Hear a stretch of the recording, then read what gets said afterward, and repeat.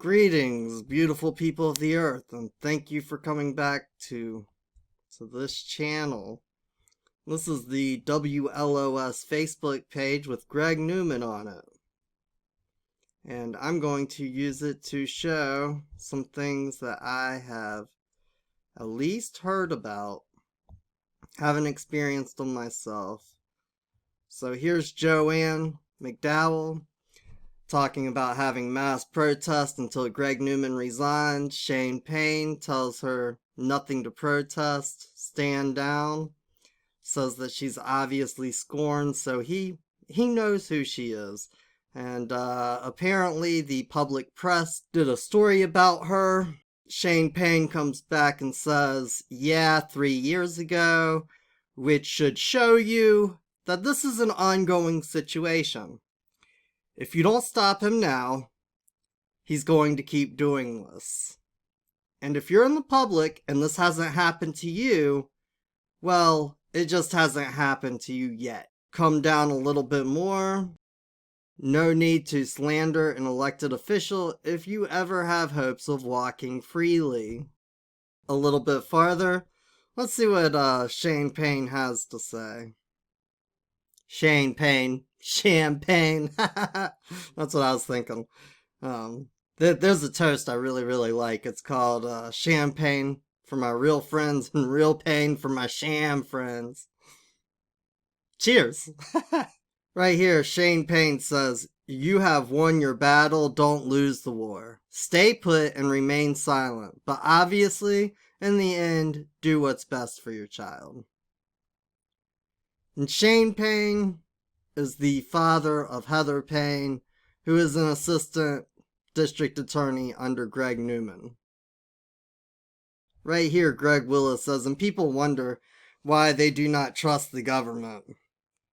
And that's kind of it right there, right? And the fact that I bring up Shane Payne being Heather Payne's father is because these people, they stick together. And that's one of the reasons why they have power, or the perception of power, is because safety in numbers. And if you wish to combat them in any kind of way, we're going to have to do the same thing. We're going to have to stick together. Because I see people talking about being afraid of posting my video about Greg Newman, afraid how it would look to other people, afraid of getting some type of retribution from the district attorney's office or from the police department. And there's an old wise proverb. The enemy of my enemy is my friend. And that was written on 4th century BC Sanskrit. But yet, it's very useful today. We're going to talk about grand juries and why people used to not be afraid of doing these things. So stick around. So this is kind of a common theme. Is that people are afraid. People are scared. You don't know what to do. That's okay. And not everybody has to be the bravest soldier in the army. It's just something that's not required. The only thing that is required is that you understand this is a war. And unlike the last time when I was talking about how the government is kind of warring with the people, and believe me, the government is warring with the people, and they do see you as enemy combatants. And I'm going to go over more of that today. But it's a spiritual war. It's a spiritual war. It's a war for your soul. And before we really get into this next step of the process, because I'm going to be talking about grand juries, what a grand jury is and what a grand jury isn't, I would like to make a shout out to all of the attorneys and all of the people in the legal society who are following this case and wish to make a difference and be a part of the change. I'd also like to make a shout out to Sidney Powell. Sidney Powell, I got mad respect for you. License to Lie was awesome.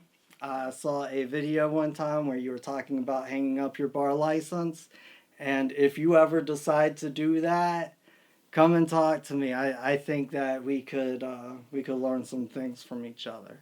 Anyways, Sidney Powell, I saw you one time talk about how you believe that a prosecutor, a federal prosecutor, could bring an indictment against a potato if they wanted to, something to that effect. And let's just talk about what a grand jury indictment is and what it is not. Because most people believe that a grand jury indictment is something that a grand jury has to have, or something that a state prosecutor has to have, or a federal prosecutor has to have, in order to bring a felony charge against someone. And that is true. That is true. Okay? But people don't know what a felony charge is. So, let's jump right into it. I get this from the Georgia Code, 1863. It is the grand jury oath of the foreman, or any of the grand jurors, because they all take the same one, they just don't call it the foreman. You, as foreman of the grand jury of the county, whatever county it is, shall diligently inquire and true presentments make of all such matters and things as shall be given you in charge, or shall come to your knowledge, touching the present service. So what they're saying right there is that you're to make presentments of anything that comes to your knowledge. This was not something that the state's attorney or the state's prosecutor was supposed to do. A grand jury, it was their job where if they saw any crimes going on, they made the presentment to the other jurors and they brought the indictment. And I'll get to why that happens later, but that's really, really important to understand. The state's counsel, your fellows, and your own, you shall keep secret unless called upon to give evidence thereof in some court of law of the state. See, the grand jury could be called upon to testify. And why? Because they actually investigated the crimes that they brought indictments on. That's why. That's why they could be called to testify. That's why they're still allowed to be called to testify in certain cases. Let's move on. You shall present no one from envy, hatred, or malice. You can't go after somebody and charge them because of your own personal reasons.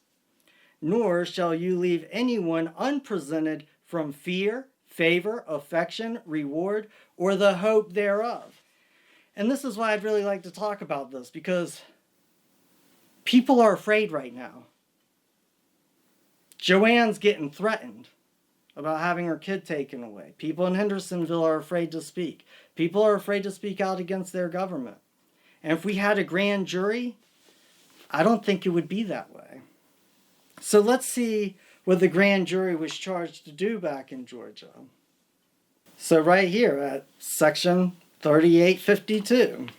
In addition to the duties of the grand jury, as indicated in the oath administered to them and as required by law, it shall be their specific duty from term to term with the Superior Court to inspect and examine the offices, papers, books, and records of the clerks of the Superior and Inferior Courts, and also the books, papers, records, accounts, and vouchers of the county treasurer, and cause any such clerk or county treasurer who shall have failed or neglected to do his duty as required by law to be presented for non-performance of official duty. Okay? To be presented. They said to create a presentment. To create an indictment. And this is one of the only places where I've found that it actually codifies it. And this is why, if you look in the jury handbook today of Georgia, it will still say that the grand jury can go and inspect these places. And in North Carolina, they can only inspect the jail. That's it. They even have a thing in the back of the handbook, a little thing to fill out. It's hilarious. Ha ha! The whole idea of the grand jury was to charge government officers for committing crimes against the government or against the people. That was it. Because if government officers were committing crimes against the people, then they were hurting their own government. Because the people are what allow the government to exist. The government cannot exist without the people. Believe me. Try and go govern nobody. It's not going to work so well. Nobody will care. And we know this because if we go and look back through old constitutions, they never talk about a grand jury. They never talk about a grand jury, except maybe in one case. Let's see what it has to say. So if we go to the North Carolina Constitution, it talks about, in all criminal prosecutions, every man has the right to be informed of the accusation against him and confront the accusers and witnesses with testimony, and shall not be compelled to give evidence against himself. That sounds pretty familiar. That no free man shall be put to answer any charge, any criminal charge, but by indictment, presentment, or impeachment. Well, when you go and swear out a warrant and you're the accuser, that's an indictment. That's an indictment. That no free man shall be convicted of any crime, but by the unanimous verdict of a jury of good and lawful men in open court, as heretofore used. Let's look in South Carolina. 1778. That the penal laws, as heretofore used, shall be reformed, and punishments made in some cases less sanguinary, and in more general, proportionate to the crime.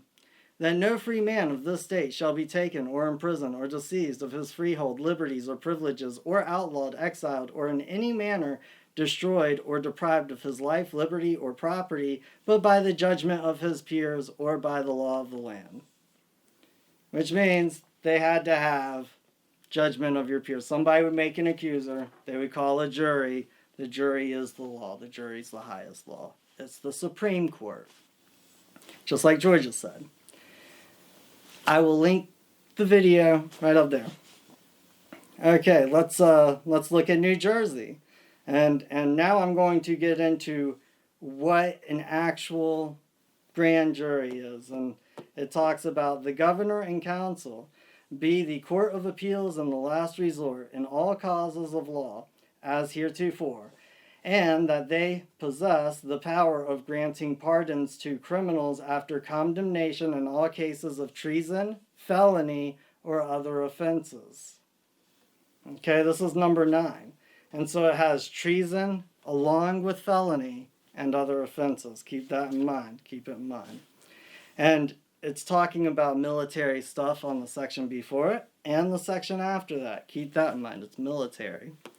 Now, if you go down another seven sections, there it gets to that all criminals shall be admitted to the same privileges of witnesses and counsels as their prosecutors are or shall be entitled to. Which means I get the right to talk to the same witnesses and the same people that you're going to bring and testify against me. I have the right to talk to the accuser, the witnesses, any counsel, anybody who's counseling them. And these are just, well, they're just kind of common law rights. Why was I talking about, keep in mind, about the whole military thing? And it's really like this. The Fifth Amendment to the United States Constitution, and this is where we get the whole idea of a grand jury from, because it talks about no person shall be held to answer for any capital or otherwise infamous crime unless on presentment or indictment of a grand jury. And then it goes on to talk about a bunch of military stuff. Okay, and the reason for this is that there was no federal jurisdiction like there is today. The only people who were subject to the Fifth Amendment were people who worked for the federal government. And any attorney would know this because they all know about articles of incorporations where they incorporated the Federal Bill of Rights into state law. And they did this after the Civil War. I don't remember exactly what time, but we're going to get back to the Civil War here in just a minute. Anyways, what were they talking about? Infamous crimes. Well, infamous crimes is pretty easy. So, in for not or opposite of. And famous, we all know what famous means. It means like well known. So infamous means not well known. Okay, this is why what a grand jury does is they indict public officials, and they do it upon information and belief. Upon information and belief, because they have no first-hand knowledge of the facts. Because if a government office is acting unlawfully, like Greg Newman's office, Nobody's going to come from that office and say, yes, I know there's a crime going on here. I'm willing to testify in open court. Because then they're going to oust themselves if it doesn't go all the way through. If a jury does not convict, they're screwed. Just like Heather Payne's father going and threatening Joanne. See, Heather Payne's not going to say anything about Greg Newman that she knows. It's just not going to happen. A felon. What's a felon? A felon is one who deceives. It's a traitor. It's a betrayer. To commit a felony. What's a felony? It's treachery, betrayal, deceit. It's treason. Treason and felony are the same thing. They're the same thing. This is why VO or her father should have been able to go into court, get on the stand, and swear out an indictment, placing the facts of the record upon the court. That's how an indictment should issue, and that's what gives them probable cause for the warrant. Then they should issue the warrant after the indictment. And we know this because if you look at crime, what is crime? It's an infraction of the laws of God. It's to charge, an indictment, an accusation, a crime, an offense. And if you don't know about this, this is why we know that all of the courts are administrative, is because they won't allow us to go in there and use the law and swear out a warrant, swear out an indictment, because they wish to administrate the law and only use it when they want to use it, only use it when it's convenient for them. That way they can let rapists go. They can let people lose their houses. They can let violence happen and occur and not do anything, not have any duty or obligation to you. But yet they're still keeping up the appearance because we arrest some people and then we tell you you have equal protection of the law, but it doesn't really exist. It doesn't really exist. Even in Georgia today. So if you go and you follow the history of this stuff, you're going to start finding kind of a pattern. So in Georgia today, you're still allowed, the grand jury is still allowed to check into Georgia officials, to check into certain offices. Right here, criminal proceeding involving certain public officials. Although generally the accused has no right to appear before the grand jury, Georgia law allows some current and former public officials and peace officers to be present when the grand jury is considering indicting them for offenses involving the conduct of their official duties. See? And then they went and codified the laws and they made it to where we can't look over the government anymore. And when did they do this? In Georgia, concerns that some grand juries were abusing their authority to review local government led to the legislature in 1869, right after the Civil War, to provide that the duties of a grand jury shall be confined to such matters and things as by law it is required to perform. So basically, the legislature took it over, and now they legislate it and they codify it. And the grand jury is the only thing that allows us any type of safety, any type of oversight into what the government's doing. See, you and I, we're supposed to be in those offices with them. We're supposed to be in those offices with them and watching over them and watching over the cases that they pursue and the things that they do so that they don't do things like let rapists walk.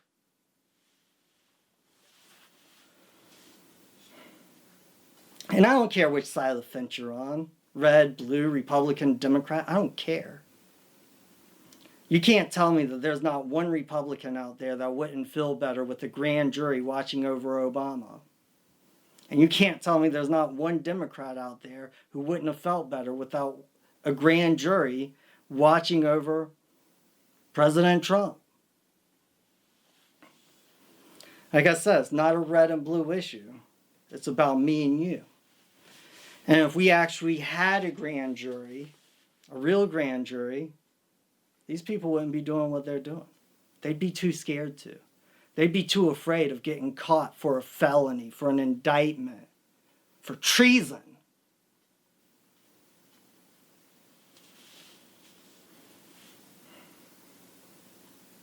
And the only thing that has to happen is you can't be too afraid to enact it. Thank you for your time. And the next video I'll go over, I'll tell you how to enact it. I'll tell you how I got enacted in the first place, because I just don't have the time right now. There's way too much information. There's way too much to teach you. Thanks for watching. I appreciate it. If you enjoy this, like, share, subscribe, comment, share it. If you wish to have rights for your children, if you wish for your children not to get raped or taken by the government, then share this and pass it. Learn from it. Because it's already happening to people. It just hasn't happened to you yet. I am just conspiracy, and I just wish to conspire with other good people of this world to leave a better world for future generations than the world we all grew up in. Peace. So I'm going to schedule this for a hearing, and we'll have to use speakerphone with an interpreter on the telephone. I'm wondering if Wednesday of next week would work for you.